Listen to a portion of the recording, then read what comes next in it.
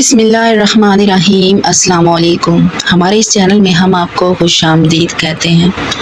جب سے میں مدرسہ آنے لگی تھی ایسا محسوس ہوتا جیسے میرا کوئی پیچھا کرتا ہے۔ یہ بات میں کسی کو بتا بھی نہیں سکتی تھی کیونکہ مجھے بہت مشکل سے اس مدرسے میں پڑھنے کی اجازت ملی تھی۔ اگر میں یہ بات بھائی کو بتاتی تو وہ مجھے مدرسہ چھوڑنے کو کہہ دیتا۔ حالانکہ میٹرک کرنے کے بعد ضد کر کے میں نے اس مدرسے میں داخلہ لیا تھا۔ دراصل میں ہمیشہ اول نمبر پر آتی تھی، اسی لیے ایک دن میری ٹیچر نے کہا کہ تمہیں حفظ کرنا چاہیے کیونکہ تمہارا دماغ اچھا خاصا ہے۔ یہی بات میرے ذہن میں بیٹھ گئی اور جیسے ہی میں نے میٹرک کے پیپر دیے اس کے بعد میں نے فیصلہ کر لیا تھا کہ میں حافظ قرآن بنوں گی۔ ہمارے علاقے میں ایک بہت بڑا مدرسہ تھا جس میں نوجوان لڑکیاں اور خواتین عالمہ اور حافظہ بن کر نکلتی تھیں، اور پھر میں نے بھی اس مدرسے میں داخلہ لے لیا۔ لیکن زیادہ پریشانی مجھے اس بات کی تھی کہ میں جس گلی سے گزر کر آتی تھی وہ گلی بالکل سنسان اور ویران کی تھی۔ اس گلی سے گزرتے ہوئے مجھے ہمیشہ ایسا لگتا جیسے کوئی میرے پیچھے پیچھے چلتا آ رہا ہے، لیکن میں اس بات کو نظر انداز کر دیتی۔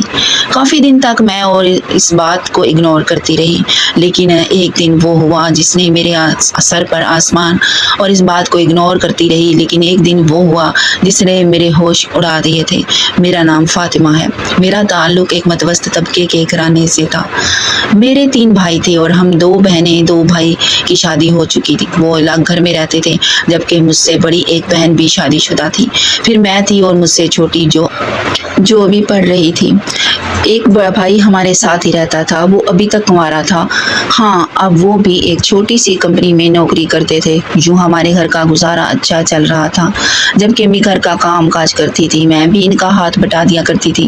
اب میں 17 برس کی تھی، اس لیے کالج میں داخلہ لینے کی بجائے میں نے اس مدرسے میں حفظ کرنے کا سوچا تھا، اور ابو امی میرے اس فیصلے سے خوش تھے کیونکہ ہمارے خاندان میں دور دور تک کوئی بھی حافظ قرآن لڑکی نہیں تھی۔ اب میں مدرسے اکیلی ہی آتی جاتی تھی کیونکہ ابو اور بھائی بھی اپنے کام میں مصروف رہتے تھے، اور پھر میرا کوئی چھوٹا کزن وغیرہ بھی نہیں تھا جس کے ساتھ میں آنے جانے کا بندوبست کر لیتی، جو اکیلی ہی آنے جانے لگی۔ ویسے تو میرے ساتھ کوئی مسئلے مسائل نہیں تھے، لیکن ایک دن حیران رہ گئی جب میں نے اپنے پیچھے قدموں کی چاپ سنی۔ جو ہی پلٹ کر دیکھا تو وہاں کوئی بھی نہیں تھا۔ پھر میں حیران ہوئی کہ آخر مجھے یہ عجیب و غریب سے وہم کیوں محسوس ہو رہے ہیں۔ پھر ایک دن میں اسی گلی سے گزر رہی تھی جب ایک عورت نے میرا راستہ روکا، کہنے لگی کیا تم حافظ قرآن بن رہی ہو؟ میں نے ہاں میں سر ہلا دیا۔ پھر اس نے میرا ہاتھ پکڑ کر مجھے مبارکباد دی اور کہنے لگی تم تو بہت خوش قسمت لڑکی ہو، چلو آؤ میں تمہیں اپنے گھر لے کر چلتی ہوں۔ میں بھلا اس انجان عورت کے ساتھ کیسے جا سکتی تھی؟ میں نے اس کے ساتھ جانے سے صاف انکار کر دیا۔ تو وہ کہنے لگی ٹھیک ہے، ابھی تو میں تمہیں جانے دے رہی ہوں، لیکن جب تم قرآن حفظ کر لو گی تو تمہیں میرے ساتھ ایک بار چلنا پڑے گا۔ میں حیران ہو گئی، عجیب زبردستی ہے کیا؟ یہی سوچ کر میں جلدی سے اسے خدا حافظ کہہ کر اپنے مدرسے کی جانب روانہ ہو گئی۔ وہ عورت کون تھی اور کہاں رہتی تھی میں یہ نہیں جانتی تھی، لیکن اس کا انداز بڑا ہی عجیب تھا۔ پھر آخر کار مجھ سے رہا نہ گیا اور مدرسے میں پڑھنے والی میری سہیلی جس کا نام سدرا تھا، اسے میں نے ہی یہ ساری بات بتا دی۔ وہی بات سن کر بڑی حیران ہوئی، پھر کہنے لگی یہ تمہارے ساتھ کب سے ہو رہا ہے؟ دیکھو یہ تو بہت پریشانی والی بات ہے۔ میں اسے کہنے لگی دیکھو مجھے ان چیزوں پر یقین تو نہیں ہے، لیکن ایسے لگتا ہے جیسے کوئی دوسری ہوائی چیز ہے جو میرا پیچھا کرتی ہے، لیکن ایسے کیوں ہو رہا ہے؟ میں تو ہر وقت خدا کی عبادت کرتی رہتی ہوں، وضو بھی کیا ہوا ہوتا ہے، برائی کی طرف بھی میرا دل مائل نہیں، پھر میرے ساتھ ایسا کیوں ہو رہا ہے؟ تو وہ کہنے لگی دیکھو یہ مخلوق بھی اچھی ہوتی ہے اور بری بھی ہو سکتی ہے، کہ تمہارے ساتھ آنے جانے والی وہ مخلوق بہت نیک ہو، ان باتوں کو نظر انداز نہ کرو بلکہ ان پر غور کرنے کی کوشش کرو۔ اب وہ مجھے اپنے طریقے سے سمجھا رہی تھی، پھر میں نے اپنا راستہ بدلنے کا سوچا۔ ایک دن دوسری گلی سے جا رہی تھی جب اچانک ایک نقاب پوش کالے برقعے میں ملبوس عورت میرے پاس سے گزر کر گئی۔ ابھی تھوڑی آگے ہی گئی تھی کہ اچانک اس نے مجھے پیچھے سے آواز دی۔ میں اس کی آواز پر رکنا نہیں چاہتی تھی، لیکن ایسے لگا جیسے کسی نے زبردستی مجھے روکنے کی کوشش کی ہو۔ جو ہی پلٹ کر دیکھا تو نقاب سے جھانکتی اس عورت کی آنکھیں مجھے ہی دیکھی جا رہی تھی۔ پھر وہ 2 قدم چل کر میرے پاس آئی اور کہنے لگی تم نے اس گلی سے آنا جانا کیوں چھوڑا؟ پیاری तुम्हारी लड़की, हम तो तुम्हारी खुशबू हर रोज महसूस करते थे। ये कहकर मेरे सामने से गायब हो गई। वो किसी बुत की तरह खड़ी मैं किसी बुत की तरह खड़ी रह गई थी। मेरे कदम भारी हो गए। मुश्किल में अपने मदरसे पहुंची थी। वो औरत क्यों मेरे पीछे पड़ी है, इनकी बात मुझे समझ नहीं आ रही थी। अब मुझे इसी गली से जाना होगा और मैं खुद को इतना कमजोर क्यों समझ रही हूँ। आखिर वो मुझसे क्या चाहती, यही सोचकर मैंने फिर से इसी गली में जाना शुरू कर दिया। लेकिन फिर इस औरत का शाइबा भी नजर ना आया। वक्त के तेजी से पर लगा कर उड़ गया। अब मैं हिफ्ज करने वाली थी। मेरे हिफ्ज होने में सिर्फ एक सिपारा ही रह गया था। घर वाले बहुत खुश थे। दूसरी तरफ भाई चाहते थे कि मेरी शादी हो जाए, इसलिए अम्मी अब्बू रिश्ता तलाश कर रहे थे, जबकि मैं अभी शादी करना नहीं चाहती थी। मेरा इरादा था कि मैं जिस मदरसे से कुरान पाक हिफ्ज कर रही हूँ वहीं पर पढ़ाने लग जाऊँ। लेकिन अम्मी अब्बू ने इस बात से साफ इनकार कर दिया और कहने लगे कि तुम्हारी बाजी की जब तुम्हारी उम्र की शादी हो गई थी, इसलिए हम तुम्हारे फर्ज से भी सबकदोश होना चाहते हैं। फिर वो दिन भी आ गया जब मेरा हिफ्ज मुकम्मल हो गया। सब लोग मुझे मुबारकबाद दे रहे थे। मैं मुस्कुरा मुस्कुरा कर सबसे मुबारकबाद वसूल कर रही थी। तभी मेरी नज़र कोने में खड़ी एक काले बुर्के में मलबूस औरत पर पड़ी। वो मुसलसल मुझे देखे जा रही थी। तभी 2 कदम चलते हुए मैं इसके पास गई, लेकिन अचानक ही अम्मी ने मेरे कंधे पर हाथ रखा और कहने लगी, क्या हुआ? तुम्हारी खाला कब से बुला रही है, आवाज़ नहीं सुनाई दे रही। मैंने हड़बड़ा कर अम्मी को देखा था, लेकिन जैसे ही पलट कर इस औरत को देखना चाहा, लेकिन तो मैं हैरान रह गई क्योंकि वो वहाँ से गायब थी। इसका वहाँ नामो निशान भी नहीं था। फिर अब्बू के जानने वालों में मेरा रिश्ता तय हो गया। शादी की तारीख 2 महीने बाद की रखी थी। मैंने अपनी ज़िंदगी का फैसला अम्मी अब्बू पर छोड़ दिया था। लेकिन एक दिन मैं मदरसे से सर्टिफिकेट लेकर वापस आ रही थी जब रास्ते में वही औरत मुझे दिखाई दी। मैं नहीं जानती थी कि हर वक्त ये मेरे पीछे क्यों पड़ी हुई रहती है, लेकिन वो मेरे पास आई और कहने लगी, मुझे तुमसे एक काम है। देखो, मुझे तुम्हारी मदद की ज़रूरत है। तुम्हें मेरी मदद करनी पड़ेगी, वरना मैं बहुत मुश्किल से 2-4 हो जाऊंगी। मैं इससे हैरान होकर कहने लगी, कैसी मदद? तभी उसने मेरा हाथ थामा और मेरे कान में सरगोशी करते हुए कहने लगी, मेरे घर चलो, फिर मैं तुम्हें बताऊंगी। अब मैं इसके साथ इसके घर आ गई थी। इसके घर में अजीब वीरानी और सन्नाटा था, लेकिन सामने ही बिस्तर पर कोई लेटा हुआ था। मैंने जैसे ही इस लेटे हुए नौजवान को देखा तो हैरान रह गई। वो एक खूबसूरत नौजवान था, लेकिन शक्ल से बीमार लग रहा था। ये कौन है? मैं घबरा कर इस औरत से पूछने लगी। वो औरत उदासी से कहने लगी, ये मेरा बेटा है, लेकिन बीमार हो गया है, इसे दम की ज़रूरत है। तुम एक हाफ़िज़े कुरान लड़की हो, इसलिए मैं इसे तुमसे दम करवाना चाहती हूँ। मैं इससे कहने लगी, लेकिन इलाज करने वाला तो अल्लाह है, मैं तो सिर्फ एक ज़रिया बन सकती हूँ। मैं इसे दम ज़रूर करूँगी, लेकिन इसे हुआ क्या है? तो वो कहने लगी, ये दरअसल जब से ये जवान हुआ है तब से ही इसकी हालत ऐसी है। ना जाने इसे क्या हो गया, लेकिन मुझे किसी मौलवी ने बताया था कि एक हाफ़िज़े कुरान लड़की से इसे दम करवाओ, बहुत जल्द इसे आराम आ जाएगा। मुझे इसकी बात कुछ समझ ना आई थी, लेकिन फिर भी इस नौजवान की खूबसूरती देखकर मैं हैरान थी। वो आंखें मूंदे बिस्तर पर पड़ा था। फिर मैंने इसे दम किया और वापस आने लगी, लेकिन अचानक औरत ने मुझे आवाज़ देकर रोका और कहने लगी, तुम्हें ये 2 महीने तक करना होगा। अगर तुम नहीं आई तो ये नौजवान मर जाएगा। मैं हैरान हो गई, ऐसा भला कैसे हो सकता है? लेकिन फिर भी किसी की ज़िंदगी के लिए अगर ये ज़रूरी था तो मैं इसकी बात मानने के लिए तैयार थी। फिर मैंने इस औरत से वादा कर लिया कि मैं 2 महीने तक मुसलसल इसे दम करने आती रहूँगी। फिर मैंने हिसाब लगाया कि 2 महीने बाद तो मेरी शादी है, लेकिन शादी से पहले मैं इस नौजवान को दम कर सकती थी। यही सोचकर अब मैं वापस आ गई, लेकिन फिर हर रोज़ मैं इस घर में आने लगी, इस औरत के नौजवान बेटे को दम करने के लिए, जो बीमार बहुत था, मौत की सरहदों को छूने वाला था। अगर मेरी वजह से वो ज़िंदगी की तरफ वापस लौट सकता था तो मैं इसकी मदद करने के लिए तैयार थी। लेकिन मैंने ना जाने अम्मी से ये बात क्यों छुपाई और उनके सामने बहाना बना दिया कि मैं एक औरत के कुरान पाक पढ़ाने जाती हूँ और बहुत उम्र की है। अम्मी को इस बात पर कोई एतराज़ ना था, लेकिन अम्मी कहने लगी, अब तुम्हारी शादी की तारीख तय कर दी गई है, اس لیے آنے جانے میں احتیاط کرو۔ نہ جانے کیوں مجھے اس گھر میں آ کر سکون ملتا تھا۔ جب بھی میں اس نوجوان کے چہرے کو دیکھتی تو یہ مجھے اچھا لگنے لگتا۔ ابھی تک اس کی آنکھیں کھول کر مجھے نہ دیکھا تھا۔ پھر 2 مہینے ایسے گزرے کہ پتہ ہی نہ چلا۔ وہ میرا آخری دن تھا۔ پھر میں اس عورت سے کہنے لگی اب میں نہیں آ سکوں گی کیونکہ میری شادی ہے۔ اس عورت نے مجھے مبارکباد دی اور کہنے لگی میں تمہاری شادی کا تحفہ دینے ضرور آؤں گی۔ تم نے مجھ پر بہت بڑا احسان کیا ہے۔ اب میں واپس پلٹ کر آنے والی تھی لیکن اچانک ایک بھاری آواز سنائی دی، تمہارا بہت بہت شکریہ، تم نے میری اتنی مدد کی۔ میں جو ہی پلٹی تو حیران رہ گئی۔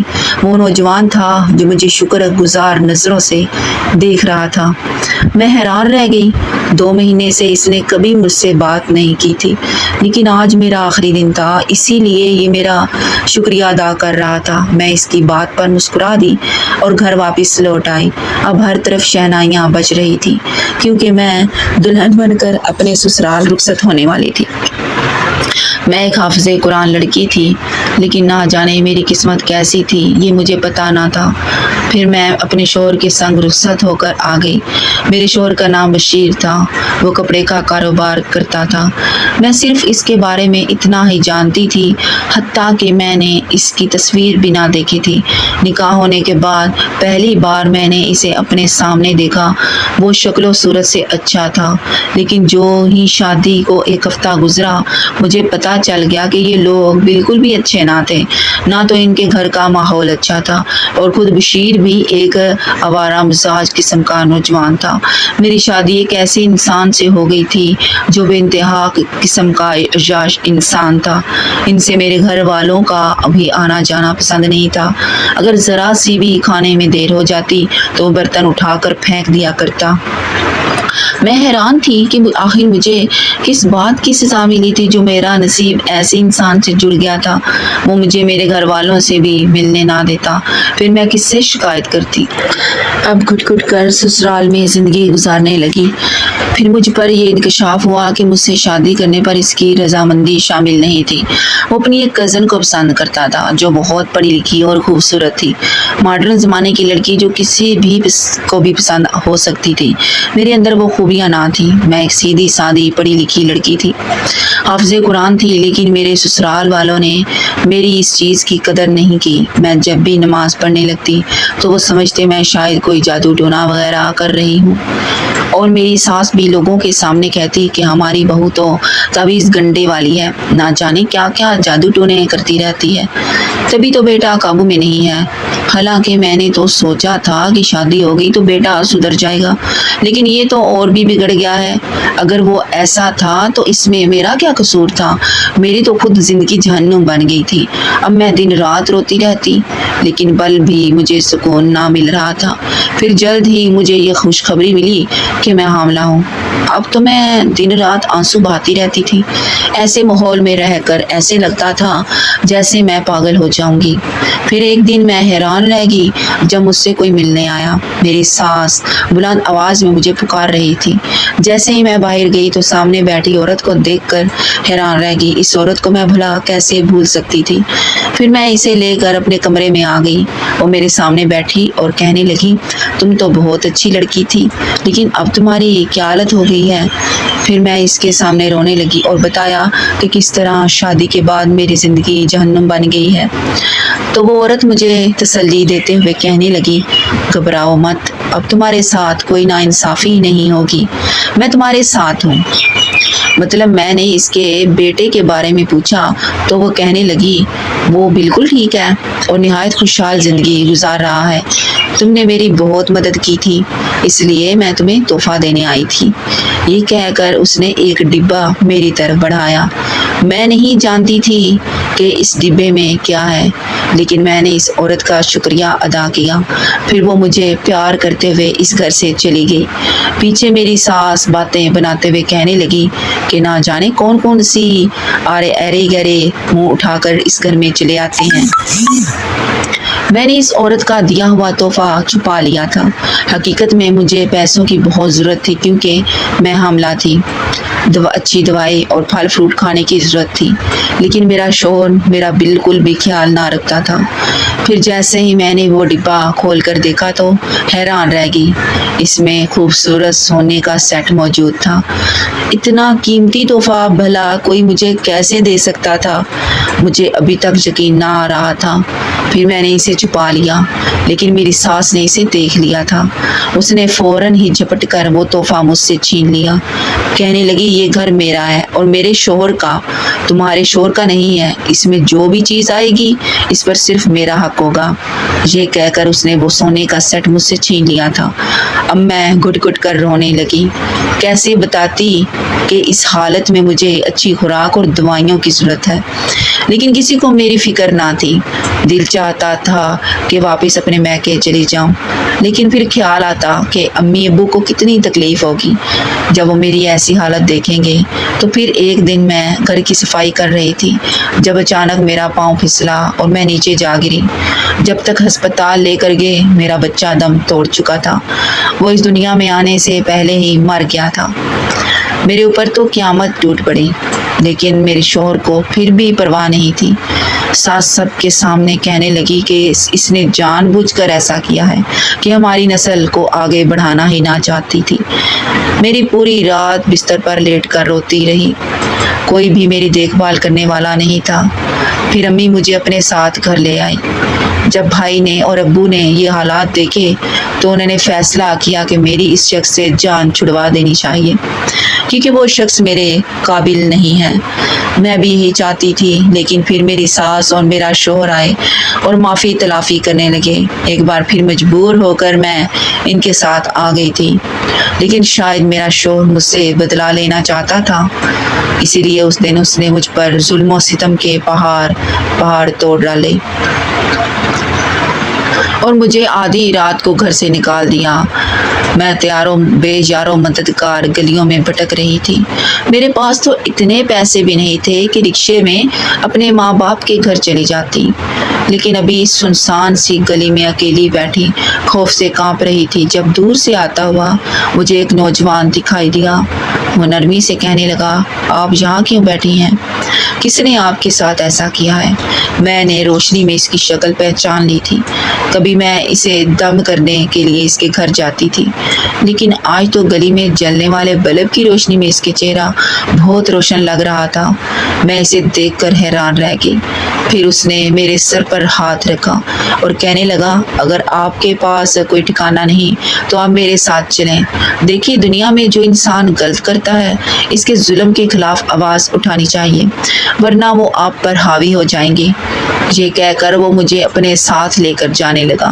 میں ڈر رہی تھی کہ کہیں کوئی مجھے اس کے ساتھ جاتا ہوا نہ دیکھ لے۔ پہلے ہی میرا وجود زخموں سے چور چور ہو رہا تھا۔ اب میں یہ نہیں چاہتی تھی کہ لوگ میرے کردار پر انگلیاں اٹھائیں، لیکن پھر بھی آدھی رات کو میرے پاس اس کے سوا کوئی چارہ نہیں تھا کہ میں اس کے ساتھ اس کے گھر چلی جاتی۔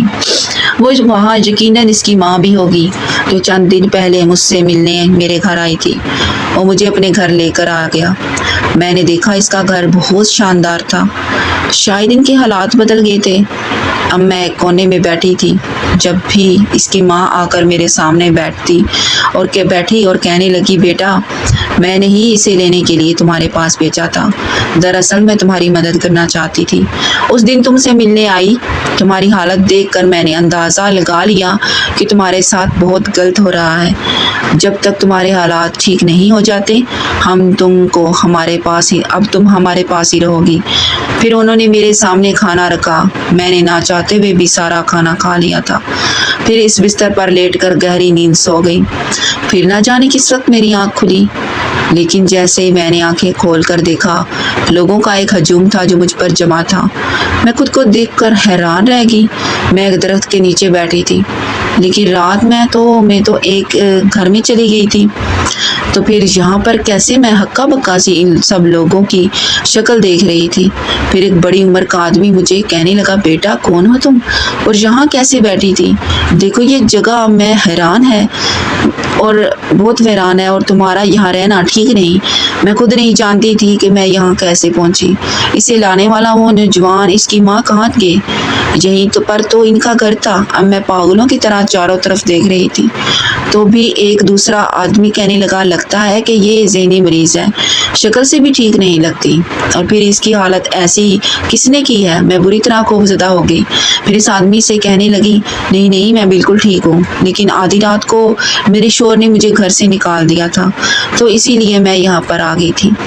میں کسی کو نہیں بتانا چاہتی تھی کہ میں ایک نوجوان کے ساتھ ایک گھر میں آئی تھی، لیکن یہاں تک کیسے پہنچی اب میں اپنا سر تھام کر رہ گئی تھی۔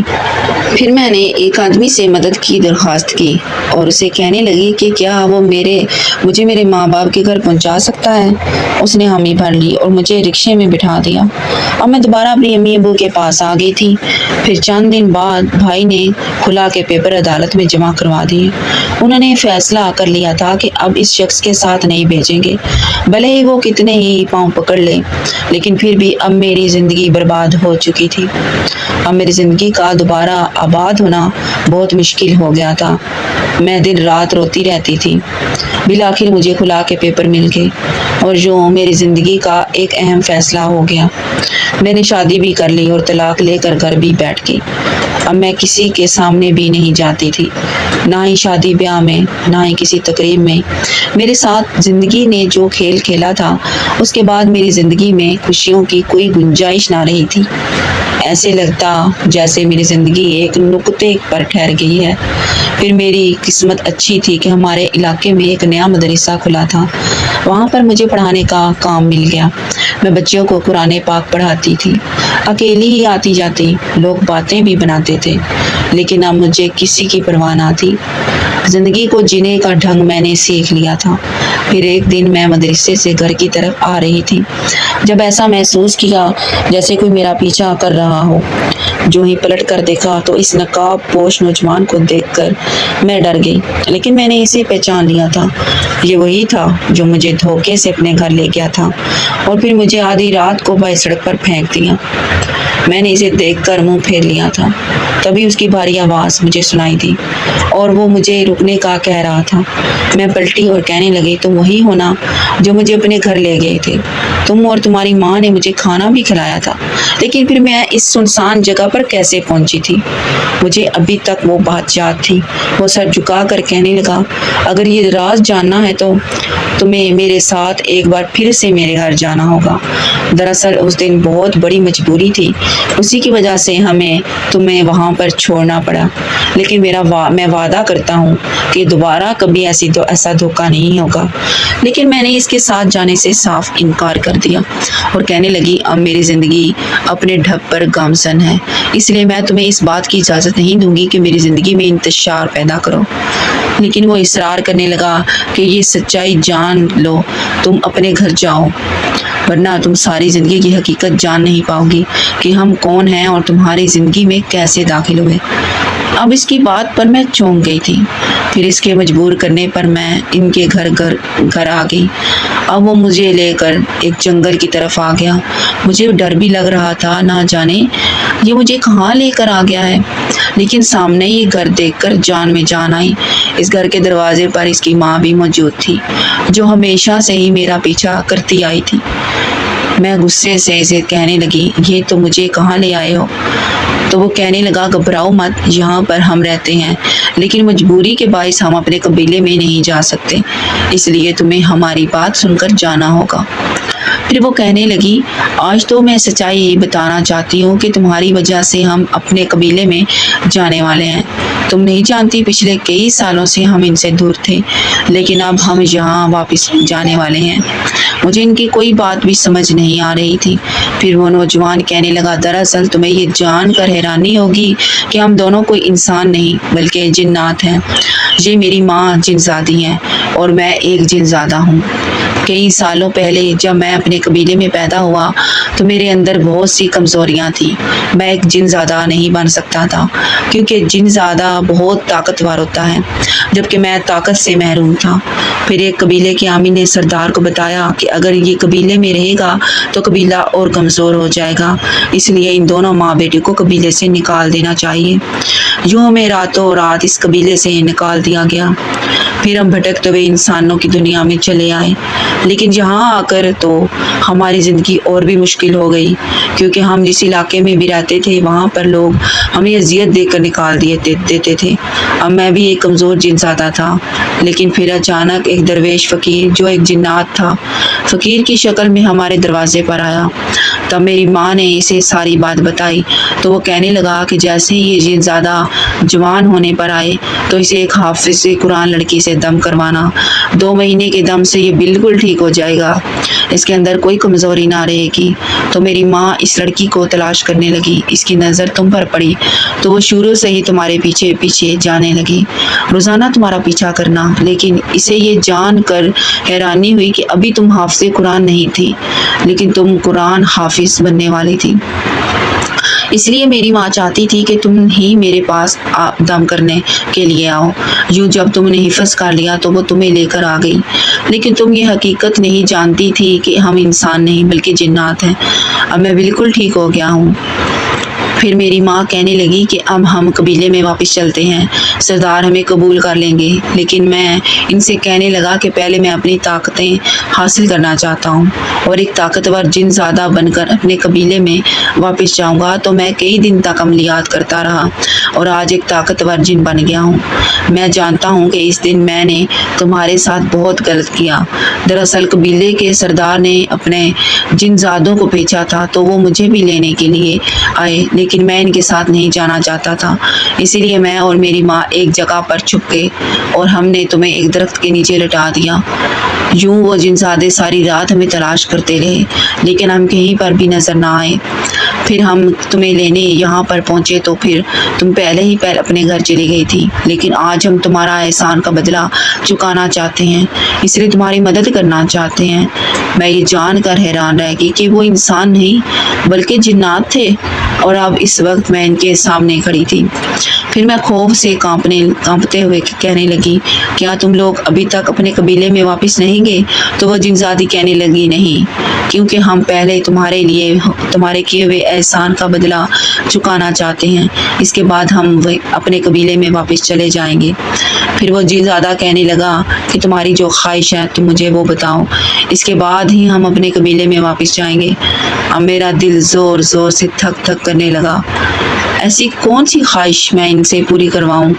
پھر میں نے ان سے کہا کہ میں ایک بہت بڑا مدرسہ بنانا چاہتی ہوں اور وہاں جو کچھ بھی میں نے سیکھا ہے اسے دوسرے بچوں کو سکھانا چاہتی ہوں. وہ جن زادہ میری بات سن کر مسکرایا اور کہنے لگا، تمہاری یہ خواہش ہم ضرور پوری کریں گے، بھلے اس کے لیے ہمیں کچھ بھی کرنا پڑے. اب جن زادی اور جن زادے نے مجھ سے وعدہ کر لیا تھا. اب میں گھر آ گئی. ان کا ساتھ پا کر میں اپنے آپ کو کچھ مضبوط تصور کر رہی تھی، ورنہ زندگی جینے کی امنگ تو میرے اندر ہی ختم ہو گئی تھی.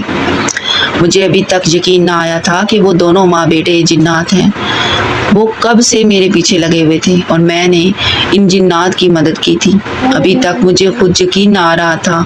پھر میں نے اپنے پہلے والے مدرسے میں پڑھانا چھوڑ دیا کیونکہ وہاں کا نگران مجھ پر بری نظر رکھنے لگا تھا. وہ اکثر مجھے آتے جاتے کہتا کہ تم مجھ سے دوسری شادی کر لو، میں تمہیں بہت خوش رکھوں گا. حالانکہ وہ پہلے سے شادی شدہ 5 بچوں کا باپ تھا اور عمر میں بھی مجھ سے بہت بڑا تھا. پھر میں نے وہاں آنا جانا چھوڑ دیا تو امی وہ کہنے لگے کہ کوئی ضرورت نہیں ہے گھر سے باہر نکلنے کی، ویسے بھی آج کل زمانہ ٹھیک نہیں ہے. میں جانتی تھی کہ زندگی نے مجھے بہت سے دھوکے دیے ہیں، اب مزید ایسے دھوکے کھانے کی مجھ میں تاب نہ تھی. اب میں اسی انتظار میں تھی کہ کب وہ جن زادہ مجھے خوشخبری سنائے کہ انہوں نے میرے لیے وہ مدرسہ بنوا دیا ہے جس کی میں نے خواہش کی تھی. ایک دن میں کچن میں کام کر رہی تھی جب امی نے آ کر کہا کہ کوئی عورت تم سے ملنے آئی ہے. میرے پورے وجود میں عجیب سا خوف پیدا ہو گیا. میں سمجھ گئی کہ وہ عورت ایک جن زادی ہے جو مجھ سے ملنے آئی ہے. جب میں نے اس کی شکل دیکھی تو وہ نقاب میں مجھے دیکھے جا رہی تھی۔ پھر میں اسے لے کر کمرے میں چلے گئی۔ پھر وہ سرگوشی کرتے ہوئے کہنے لگی، گڑیا تمہاری خواہش پوری ہونے والی ہے، ہم نے اس مدرسے کی تعمیر شروع کروا دی ہے، کچھ دنوں بعد ہی تم وہاں کی مالکن بن جاؤ گی اور پھر تمہاری ایک پہچان ہوگی۔ وہ مجھے خوشخبری سنا رہی تھی۔ مجھے یقین نہ آ رہا تھا کہ جلد ہی میرا مدرسہ ہوگا جس کا خواب میں نے شروع سے ہی دیکھا تھا۔ پھر وہ مجھے خوشخبری دے کر چلی گئی۔ اب میں بہت خوش پورے گھر میں گھوم رہی تھی۔ امی نے بھی میرا خوشی سے نہال چہرہ دیکھ لیا۔ پھر وجہ پوچھی تو میں نے انہیں کچھ بھی نہ بتایا۔ پھر کچھ دن گزرے تھے جب وہ جن زادہ مجھے اپنے ساتھ لے آیا۔ جیسے ہی میں اس کے ساتھ اس جنگل کی طرف آئی تو حیران رہ گئی۔ بستی کے سب سے آخری کونے میں اس نے وہ مدرسہ بنوا دیا تھا جہاں پر بچوں کا آنا جانا بھی بہت آسان تھا۔ مجھے یقین نہ آ رہا تھا کہ اب میں اس مدرسے میں پڑھاؤں گی۔ جو میں نے خواہش کی تھی وہ پوری ہو گئی تھی۔ میں ان دونوں کا شکریہ ادا کرنے لگی تو وہ جن زادہ کہنے لگا، اب ہم اپنی قبیلے میں واپس جا رہے ہیں کیونکہ سردار نے ہمیں قبیلے میں بلایا ہے۔ لیکن جن زادی کہنے لگی، ہم تمہاری ایسے ہی مدد کرتے رہیں گے، اگر تمہیں کبھی بھی کوئی ضرورت کوئی پریشانی ہو تو ہمیں یاد کر لینا۔ پھر میں نے مسکرا کر ان سے الوداع کہہ دیا۔ پھر دوسرے دن میں نے ابو کے ہاتھوں سے اس مدرسے کا افتتاح کروایا اور کالونی کے بچوں کے لیے اسے کھول دیا۔ 2-3 دن میں ہی بچوں کی تعداد میں اضافہ ہو گیا۔ اب میں نے 2-3 اور معلم کا بھی اضافہ کر لیا تھا۔ وہ ساری لڑکیاں ہی تھیں جو میری طرح مجبور بے بس گھروں سے باہر نکل سکتی تھیں۔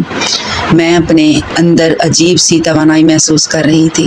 پچھلی زندگی کے جو بھی برے دکھ تھے انہیں میں نے بھلا دیا تھا۔ اب میں مدرسے میں پڑھانے لگی۔ یہاں کی نگران میں تھی، اس لیے میں چاہتی تھی کہ کسی بھی بچے کے ساتھ ناانصافی نہ ہو، اور وہ جن زادی ہر مہینے میری مدد کرنے کے لیے ایک خطیر رقم میرے ہاتھ پر رکھ دیتی تھی۔ یوں مدرسہ اچھی طرح سے چل رہا تھا۔ یہاں پر پڑھنے والے سارے غریب گھرانے کے بچے تھے۔ پھر ایک دن جن زادی میرے پاس آئی اور مجھے خوشخبری سنائی کہ سردار نے ہمیں اپنے قبیلے میں قبول کر لیا ہے اور سردار کی کوئی اولاد نہیں، لیکن اس نے میرے بیٹے جن زادے کو قبیلے کا سردار بنانے کا فیصلہ کیا ہے کیونکہ وہ طاقت میں سب سے زیادہ ہے۔ یہ خبر سن کر میں بہت خوش ہوئی۔ پھر جن زادی کہنے لگی، میں تم سے ایک بات اور کہنا چاہتی ہوں۔ دراصل ہمارے قبیلے میں بھی بہت سے بچے ایسے ہیں جو مدرسے میں پڑھنا چاہتے ہیں۔ انہیں قرآن پاک پڑھنے کی خواہش ہے۔ اگر تم ان کی خواہش پوری کر دو گی تو تمہیں ثواب بھی ملے گا اور اس کے ساتھ ان کی خواہش بھی پوری ہو جائے گی۔ میں نے کہا، کیوں نہیں، یہ مدرسہ اسی لیے تو بنایا ہے، چاہے وہ انسان کے بچے ہوں یا پھر جنات کے۔ پھر جن زادی کہنے لگی، لیکن وہ بچے رات میں پڑھنے آیا کریں گے کیونکہ دن میں وہ خود کو ظاہر نہیں کر سکتے۔ میں نے ان سے کہا کہ ٹھیک ہے، مجھے اس پر کوئی اعتراض نہیں۔ پھر اس مدرسے میں بچے نہ صرف رات کو پڑھنے آتے تھے بلکہ دن میں بھی۔ یہ الگ بات تھی کہ دن میں آنے والے بچے انسان کے تھے جبکہ رات میں آنے والے بچے جنات کے، جنہیں صرف میں پڑھاتی تھی۔ لیکن کالونی کے لوگوں نے محسوس کر لیا کہ اس مدرسے میں رات کو بچوں کے پڑھنے کی آواز آتی ہے۔ میں یہ جان کر خوفزدہ تھی کہ کہیں کسی پر یہ راز نہ کھل جائے کہ یہ مدرسہ تعمیر کروانے والے جنات ہی ہیں جنہوں نے میری مدد کی تھی۔ پھر ایک رات میں مدرسے کی طرف آ رہی تھی جب پیچھے سے مجھے کسی نے آواز دی۔ میں نے پلٹ کر دیکھا تو گھبرا گئی۔ یہ مسجد کا امام تھا جو مجھے کہنے لگا، میں جان گیا ہوں کہ تمہارے مدرسے میں جنات کے بچے پڑھتے ہیں۔ ایک دن میں وہاں سے گزر رہا تھا تو میں نے ایک بچے کی عجیب و غریب حرکتیں دیکھی۔ پھر میں نے مدرسے میں جھانک کر دیکھا تو سارے بچے جنات کے ہی تھے اور تم انہیں بڑے آرام سے پڑھا رہی تھی۔ کیا تمہیں ڈر نہیں لگتا؟ پہلے تو میں خاموش رہی، پھر میں نے جواب دینے کا فیصلہ کیا۔ امام صاحب سے کہنے لگی کہ کیسا ڈر، وہ بھی اللہ کی بنائی ہوئی مخلوق ہیں۔ انہوں نے مجھ سے اس مدرسے میں پڑھنے کی خواہش کی تھی اور میں ان کی خواہش پوری کر رہی ہوں۔ وہ میری بات سن کر خاموش ہو گئے، پھر کہنے لگے، تم بہت اچھا کام کر رہی ہو، بلا شبہ تم نے اپنے حافظہ ہونے کا حق ادا کر دیا ہے۔ یہ کہہ کر وہ واپس چلے گئی۔ لیکن اگلے دن میں حیران رہ گئی جب انہوں نے میرا رشتہ بھیج دیا تھا۔ امی ابو حیران تھے لیکن وہ امام مسجد ایک غریب گھرانے سے تعلق رکھتے تھے، ان کے ماں باپ گاؤں میں تھے۔ جبکہ وہ اکیلے ہی مسجد کی امامت کرواتے تھے۔ امی ابو کہنے لگے اب ہماری بیٹی کا بالکل صحیح جوڑ کا رشتہ آیا ہے، اس لیے ہمیں دیر نہیں کرنی چاہیے۔ پھر انہوں نے میری رضامندی پوچھی تو میں نے اپنی زندگی کا فیصلہ ایک بار پھر سے ان پر چھوڑ دیا تھا، لیکن ابو سے کہا کہ اس امام صاحب سے میری ماضی کی ہر بات ضرور بتا دینا کہ کس طرح میں نے پچھلی زندگی میں ظلم و ستم برداشت کیے ہیں۔ پھر چند دن بعد سادگی سے میرا امام صاحب سے نکاح ہو گیا۔ وہ ہر لحاظ سے ایک اچھے شوہر ثابت ہوئے تھے، انہوں نے میرا قدم قدم پر خیال رکھا تھا۔ پھر میں نے فیصلہ کیا کہ اپنی زندگی میں انہیں مدرسے کا نگران بناؤں گی۔ اب ہم دونوں مل کر مدرسے میں پڑھاتے، بچوں کا ہر طرح سے خیال رکھتے۔ پھر ایک دن وہ مجھ سے کہنے لگے کہ آخر یہ جنات کے بچے اس مدرسے میں پڑھنے کیوں آتے ہیں؟ دیکھو کالونی کے لوگوں کو پتہ چل گیا تو وہ ہم دونوں پر شک کرنے لگ جائیں گے کہ شاید ہم کوئی عملیات وغیرہ کرتے ہیں۔ تو میں ان سے کہنے لگی کہ یہ مدرسہ بھی انہوں نے ہی تعمیر کروایا ہے، اس لیے ہمیں ان کی پڑھائی پر اعتراض نہیں کرنا چاہیے۔ وہ یہ بات سن کر حیران رہ گئے۔ پھر میں نے انہیں شروع سے لے کر آخر تک سب بتایا کہ اس طرح جنات نے میری مدد کی، کیونکہ میں نے بھی ان کی معمولی سی مدد کی تھی۔ وہ یہ بات سن کر بہت خوش ہوئے۔ پھر کہنے لگے نیک جنات جس پر مہربان ہو جائیں تو اس کی قسمت بدل جاتی ہے، ایسے ہی تمہاری قسمت بھی بدل گئی۔ دیکھو آج ہم اپنی زندگی میں کتنے خوش ہیں۔ اس نے ایک انسان کے ساتھ رشتے میں منسلک ہو کر تو مجھے زندگی جینے کا لطف آ رہا تھا۔ پھر جب اکٹھے 10 بچے وہ بھی جنات کے اس مدرسے سے حافظ قرآن ہو کر نکلے تو اس دن وہ جنزادی اور اس کا بیٹا میرے پاس آئے۔ وہ جنزادی کہنے لگی کہ آج قبیلے میں بہت بڑا جشن منایا جائے گا کیونکہ ہمارے بچے حافظ قرآن بن گئے ہیں اور تم وہاں کی مہمان خصوصی ہوگی۔ میں ان کی بات سن کر حیران رہ گئی تو وہ جنزادہ کہنے لگا اپنے شوہر کو بھی تم ساتھ لے کر آنا، اچھا ہے یہ بھی جنات کی دنیا دیکھ لیں گے۔ یہ کہہ کر وہ دونوں میرے سامنے سے غائب ہو گئے اور مجھے بہت فکر ہو رہی تھی کہ کہیں میرا شوہر جانے سے انکار نہ کر دیں۔ لیکن جب میں نے انہیں یہ ساری بات بتائی تو وہ بہت لطف اندوز ہوئے اور کہنے لگے ہم وہاں ضرور جائیں گے، آخر میں بھی تو دیکھوں کہ جنات کی دنیا کیسی ہوتی ہے۔ میں ان کی بات سن کر خوش ہو گئی۔ پھر دوسرے دن آدھی رات کو وہ ہمیں لینے آ گئے۔ جیسے ہی ہم جنگل میں موجود ان کے قبیلے میں گئے تو حیران رہ گئے، وہاں تو بہت خوبصورتی سے پورا علاقہ سجایا ہوا تھا۔ وہ سب لوگ خوش لگ رہے تھے، بچے سفید لباس پہنے معصوم سے فرشتے لگ رہے تھے۔ ہم وہاں کا ماحول دیکھ کر بہت خوش ہوئے۔ پھر سردار نے سب کے سامنے اعلان کیا کہ یہ دونوں ہمارے لیے خاص مہمان ہیں، کیونکہ ان کی وجہ سے ہی ہمارے جنات بچوں کی خواہش پوری ہوئی ہے۔ یوں لذیذ کھانا اور رسدار پھلوں سے ہماری خاطر توازی کی گئی۔ پھر تقریب کے آخر میں سردار نے ہم دونوں کو بتایا کہ آج کے بعد رات کو ہمارے بچے تمہارے پاس پڑھنے نہیں آئیں گے، کیونکہ ہم نے اپنے قبیلے میں ہی ایک مدرسہ بنانے کا فیصلہ کیا ہے۔ کس طرح سے اللہ کا نام ہمارے قبیلے میں بھی لیا جائے گا اور خوب برکت ہوگی۔